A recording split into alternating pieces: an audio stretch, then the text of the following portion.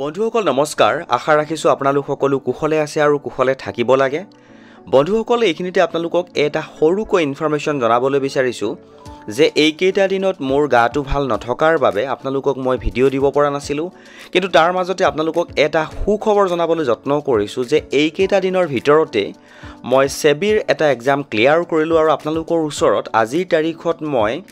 এজন সেবি registered authorised person হিচাপে চিনাকি দিবলৈ সক্ষম হলো তো বন্ধুসকল আপোনালোকৰ জ্ঞাতাৰ্থে জনাবলৈ বিচাৰো যে কৰ্মচাৰীসকলৰ ফাইনান্সিয়েল ডিসকাশনৰ বাবে আমাৰ এটা টেলিগ্ৰাম চেনেল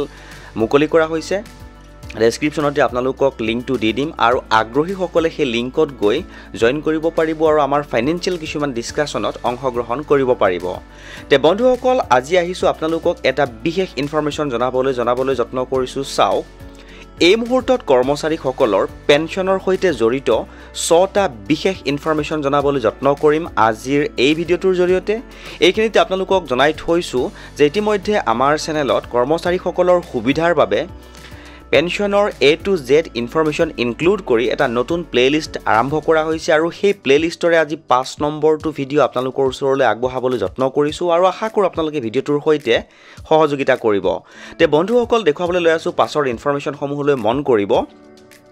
ৰাজ্যৰ কৰ্মচাৰীসকলৰ বাবে এখন গুৰুত্বপূৰ্ণ নটিচ বন্ধুসকল সকলো সবিশেষ জনাম আৰু যিমান পাৰো কম সময়ৰ ভিতৰতে জনাবলৈ যত্ন কৰিম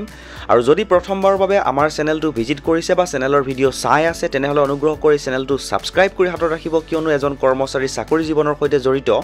বিভিন্ন সময়ত প্ৰকাশ হৈ থকা কিছুমান গুৰুত্বপূৰ্ণ ইনফৰমেশন আপোনালোকক জনাবলৈ আমাৰ চেনেলৰ মাজেৰে যত্ন কৰা হয় তে বন্ধুসকল শেহতীয়াকৈ জনাবলৈ যত্ন কৰিছো যে কৰ্মচাৰীসকলে লাভ কৰা বিশেষ 6টা ইনফৰমেশন আপোনালোকে মন কৰিব স্ক্ৰিনলৈ মই দেখুৱাবলৈ যত্ন কৰিছো চাও কৰ্মচাৰীসকলে 6টা বিশেষ পেনশন লাভ কৰে প্ৰথমটো চাও কম্পেনসেশন পেনশন এই পেনশনটো কেতিয়া দিয়া হয় যদি সৰকাৰি কৰ্মচাৰীজনৰ পদ বিলুপ্ত হয় আৰু তেওঁক অন্য পদত নিযুক্তি দিয়া নহয় তেন্তে এই পেনশন দিব পাৰি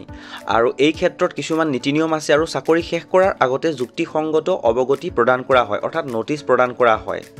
তাৰ পিছত জনাবলৈ যত্ন কৰিছো চাওক ইনভ্যালিড পেনশনটো কি হয়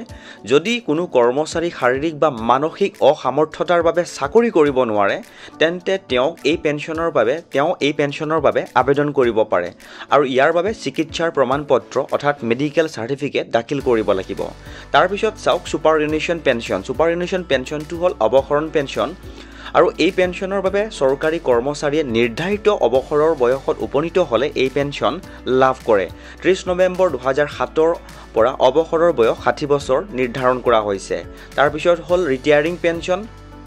যদি কোনো কৰ্মচাৰী 25 বছৰ চাকৰি সম্পূৰ্ণ কৰি অৱসৰ লবলৈ বিচাৰে তেন্তে তেওঁ এই পেনশন পাব পাৰে কেতিয়াবা সৰকাৰে 25 বছৰ আগতেও অনুমতি দিব পাৰে তাৰ পিছত হল কম্পালসৰি ৰিটায়াৰমেন্ট পেনশন বাধ্যতামূলক অৱসৰৰ পেনশন সৰকাৰে জনস্বাৰ্থত পাব্লিক ইন্টাৰেষ্টত কোনো কৰ্মচাৰীক বাধ্যতামূলকভাৱে অৱসৰ দিয়া কৰিব পাৰে কৰ্মচাৰীজনৰ বয়স 50 বছৰ অধিক বা 25 বছৰৰ চাকৰি হ'ব লাগিব